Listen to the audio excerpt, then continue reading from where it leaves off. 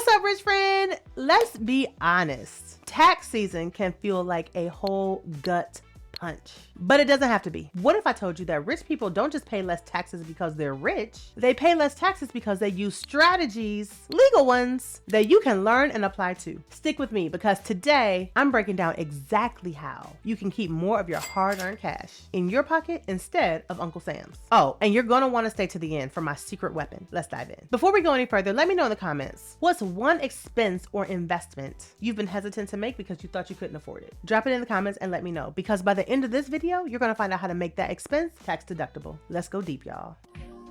We getting money, money, money. When Jameer sharing gems with her getting money, money, money.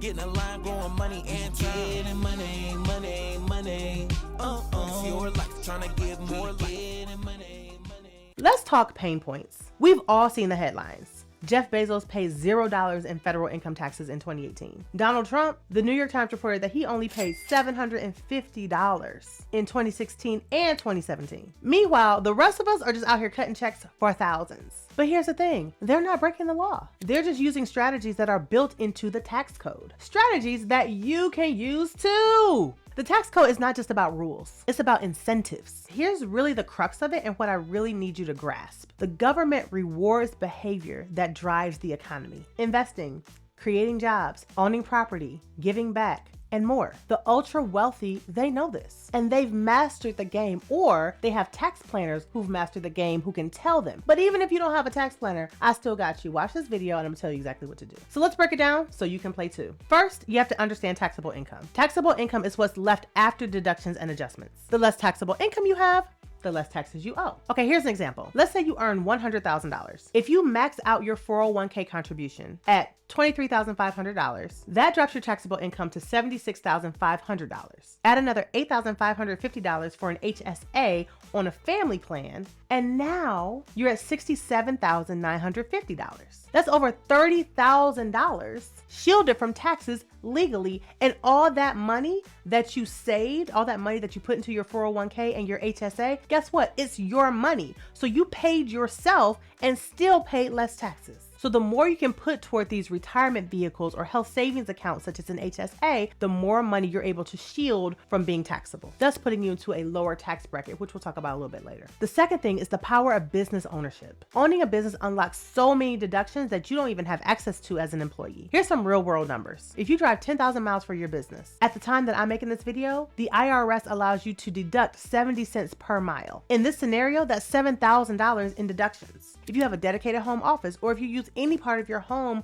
for your business, you get to deduct a portion of your rent or mortgage, as well as utilities and Wi-Fi. So as you can see here, you're able to deduct things that you just normally would use anyway, simply because you own a business. You're already living in your house. You're already driving back and forth to wherever you're going. You're already using the internet. You're already using your lights and your gas and your water, all those sorts of things, but you can't deduct them if you're just a normal everyday employee. However, if you have a business, even if it's a side business, even if it's a little, small situation that you just started, you can still use that opportunity to now deduct the items that you're already using. Rich people start businesses not just to make money, but also to keep more of it. And you can do the same. Here's something else that's super exciting. Trips also become tax deductible. Think about it like this. If you have a job or know somebody with a job that sends them across state lines or sends them to travel for work, basically sends them on work trips, that company is getting a tax write-off every time that employee is traveling and maybe using, let's say, the company credit card. But what happens when people go on work trips? They go do the work that the company's sending them to do, but then they also try to build in some personal time. They try to see the sights, they try to hang out, they try to experience the city. But even though employee is spending some of that time hanging out and enjoying themselves, not necessarily working, the company is still getting a tax write-off for that entire trip. You get to do the same as a business owner, no matter how small your business may be. This is one of the reasons why I'm always stressing the importance of not only reducing your expenses, but also creating more passive income streams for yourself. Because if you've got passive income, you've got a business, as long as you've legally registered it with the government. If you need help trying to figure out what sort of passive income stream you can start, not only to make more money for yourself and bring more income into your household, but also to benefit from the tax savings that you get simply as a business owner, I've got an amazing passive income package that will help you. And it also comes with a bonus of 300 passive income ideas that will help you kickstart your thinking and and help you land on an idea that will help you to make more money sooner. The third way that they save money is by investing in tax-advantaged accounts. REITs, also known as real estate investment trusts. Essentially, they're stocks that allow you to invest in real estate for less than $100 oftentimes, but prevent you from having to actually be a landlord. Also, ETFs, or exchange traded funds, essentially a basket of stocks that allow you to instantly diversify your portfolio and mitigate your risk in the stock market. And municipal bonds are all your best friends. These are tax-advantaged investments that allow you to make more money for yourself while also saving on taxes. Here's an example. If you earn $5,000 in municipal bond interest from an investment that you've made, that is tax-free income. Compare that to a $5,000 dividend. In taxes, you could end up owing around $1,200 in taxes if you're in the 24% tax bracket. Big difference, right? Okay, let's talk about number 4, which is the real estate game. Real estate investors use depreciation to reduce their taxable income. Let me give you an example. Let's say you bought a rental property for $240,000. As of the time I'm making this video, the IRS allowed you to depreciate that building, not the land though, over 27 and a half years. So again, if the building is worth $240,000, that's about an $8,727 annual deduction. Even if the property makes you $10,000 in rental income, your taxable profit drops to $1,273. So it's all you're getting taxed on, not the $240,000 value of the whole property. Big difference. Number 5 is to maximize hidden deductions. This is a big one. So hear me and hear me well on this one. This is the super secret one that they don't want you to know about, right? Most tax preparers are not necessarily tax planners, right? And so unless you have a tax planner, which most people don't,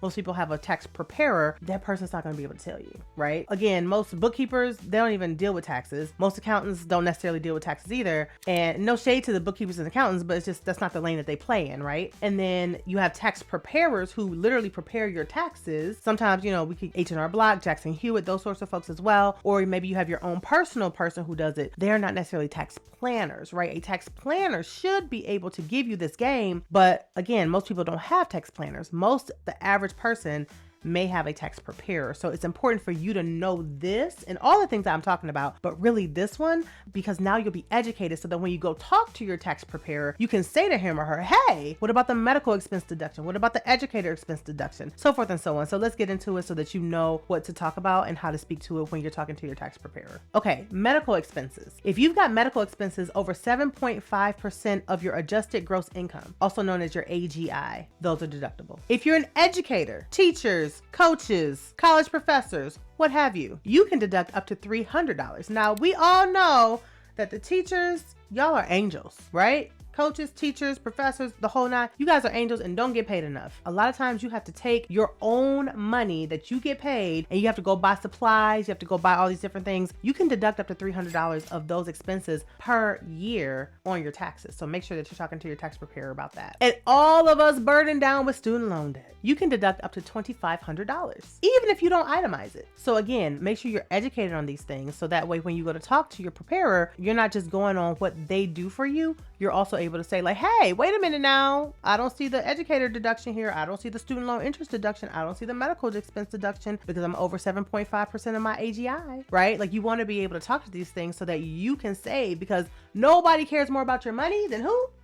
Than you. Number 6 is the power of the 1031 exchange. Now, this is how Trump, Bezos, and all of them up in there, this is how they really get over. A 1031 exchange allows real estate investors to defer paying capital gains taxes when they reinvest the proceeds into another property. Let's just get to the numbers real quick. Let's say you sell a property for $500,000, but you originally bought it for $200,000. Normally, you will owe taxes on the $300,000 gain. At a 20% capital gains tax rate, that's $60,000 that you got to pay to the IRS. That doesn't feel good. But with a 1031 exchange, instead of paying that $60,000, you can reinvest the entire $500,000 that you received into another property. That gives you more buying power and no immediate tax bill. Now, here's where the game gets even bigger. You can actually keep using the 1031 exchange indefinitely, and that allows you to defer the taxes until you finally decide to cash out. So let's say that you bought a property, sold it, used the 1031 exchange to invest that money into another property, basically buy another another property, right? Let's say, for example, you bought that same property for $200,000 and you sold it for $500,000. And instead of paying the taxes on the $300,000 taxable gains, you then invested that $500,000 check you received into another property. This allows you to buy a whole nother property. You can buy a pretty nice sized property for $500,000, pretty much no matter where you live, right? So this raises your net worth because now you own a second property that was worth more than the first one that you bought when you bought it for $200,000. So let's say a few years pass and you decide, hey, I want to buy a third property. Let's say a second property is now worth $800,000. You made another $300,000 off of it. Instead of paying the capital gains taxes on it, you take that same money.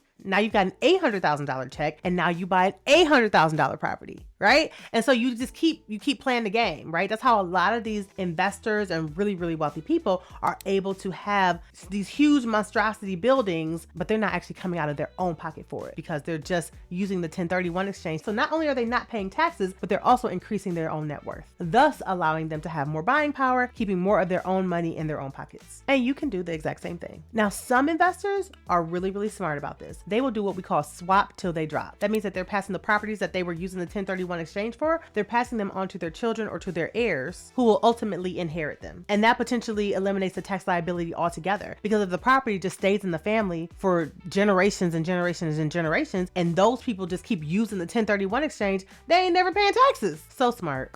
So smart. And something that you have the option to do as well. Number 7 is leveraging the research and development or R&D tax credit. Now, you can only do this one if you have a business. So like I said earlier, you got to get yourself a business. If you need help creating a passive income stream for yourself, I got the link in the comments for you to my passive income package that will help you get to this point so that you can take advantage of all of these tax benefits that come with owning a business, but also add a significant new income stream into your household. Now, the R&D tax credit rewards businesses for investing in innovation. It covers activities like developing new products or improving existing processes. So even if you are a service-based business, still look into this because if you're improving your processes or you have, let's say, a trade secret that you utilize to be able to deliver your packages or services or whatever it is that you do, don't shy away from this, right? This might be beneficial to you as well. If you are a product-based business, definitely look into this for sure because if you're innovating new products, creating new things, spending money and time on testing out formulas or testing out packaging or what have you, those things can often qualify for the R&D tax credit. If your business were to spend $100,000 on qualified R&D activities, you could be eligible for a credit ranging from 10% to 16% of those expenses. So that alone is going to save you between $10,000 and $16,000 off of your tax bill. Now, here's how to move from a higher tax bracket to a lower tax bracket. Reducing your taxable income can shift you into a lower tax bracket, which significantly reduces the percentages of taxes that you end up owing. So here's an example.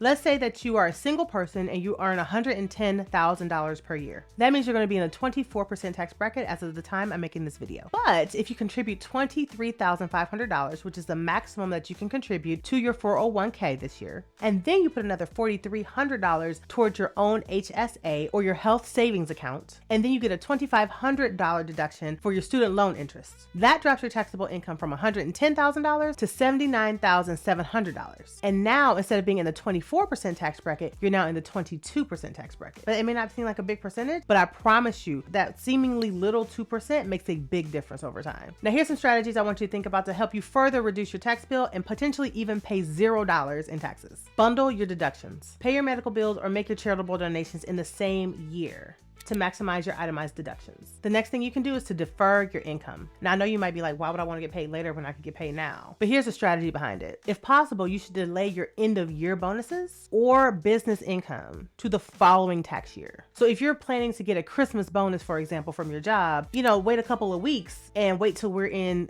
January of the following year to get your bonus. See if your job will allow you to do that. Oftentimes they will. If you defer that bonus to the next year, you're not being taxed on it in the current year. Next one is one of my favorite ones, and this is opening a donor advised fund account, or otherwise known as a DAF account, DAF. This is another big way that the super duper wealthy get out of paying taxes. A donor advised fund, or a DAF, is an excellent tool for maximizing charitable giving while receiving an immediate tax deduction. Here's how this works. You can contribute cash, stocks, or other assets to your DAF account, and you receive a tax deduction in the year that the contribution is made to the DAF account, even if the funds are distributed to charities, including your church, for those of you who pay tithes, over several other years. So here's an example. Let's say you tithe $10,000 a year to your church, but by contributing $50,000 to your DAF account, account this year, you can claim the entire $50,000 deduction in this year. And that's going to lower your taxable income significantly, right? Then, because the money is now in the DAF account and you've already got the tax deduction on it, you can then direct your $10,000 annual contribution to your church over the next 5 years. So you're basically getting the tax deduction for the next 5 years at one time because you have a DAF account. You don't have that option if you don't have a DAF account. And here's a bonus. Let's say you have appreciated stocks or mutual funds. If you donate those to the DAF account, you avoid paying capital gains taxes on the appreciation, further maximizing your tax savings. I love my DAF account. It really gives you the flexibility in how and when to distribute your charitable contributions while simplifying your record keeping for tax purposes. So again, if you are someone who gives to charity, or even if you give to your church, a DAF account will be your best friend. Some of them are really complicated to set up, but the one that I have is super easy and I love it. I'm more than happy to provide you with a link that will actually give you $25 towards your DAF account if you click my links. I've linked it at the top of the comments and in the description here as well. If you would like to get your own DAF account, it's free and easy to open if you want to give to your church and or give to a charitable organization. Listen, the bottom line here is that taxes don't have to eat your wealth. You've now got the blueprint to pay less. And now it's time to act on it. I've got even more detailed strategies in my book called Rich People Don't Pay Taxes. Why should you? A normal person's guide to paying $0